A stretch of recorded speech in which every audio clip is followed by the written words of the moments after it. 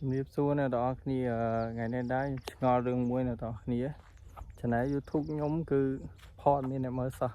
អត់ដឹងថាវាមកពីបញ្ហាអីចឹងអ្នកទាំងអស់គ្នាបើសិនបើអ្នកទាំងអស់គ្នាដឹងអាចជួយប្រាប់ខ្ញុំផងដោយសារខ្ញុំទៅតែរៀនធ្វើវីដេអូទៅលើ YouTube អញ្ចឹងអត់ដឹងថា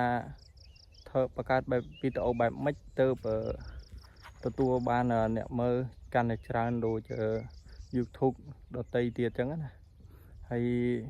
សង្ឃឹមថាអ្នកទាំងអស់គ្នានឹងចែកម្លែកបទពិសោធន៍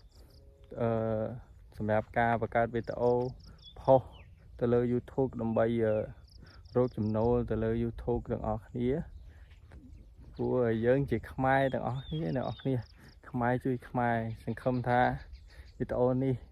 ផុសទៅនឹងមានអ្នកចែកម្លែកទៅលើបទពិសោធន៍ដែលអ្នកទាំងអស់គ្នាធ្លាប់ឆ្លងកាត់ចឹងណាសូមអរគុណច្រើនអ្នកទាំងអស់គ្នាខ្ញុំសង្ឃឹមថា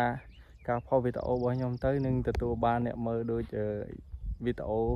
គេផ្សេងទៀតចឹងណាអរគុណច្រើនអ្នកទាំងអស់គ្នាជួបគ្នានៅវីដេអូក្រោយ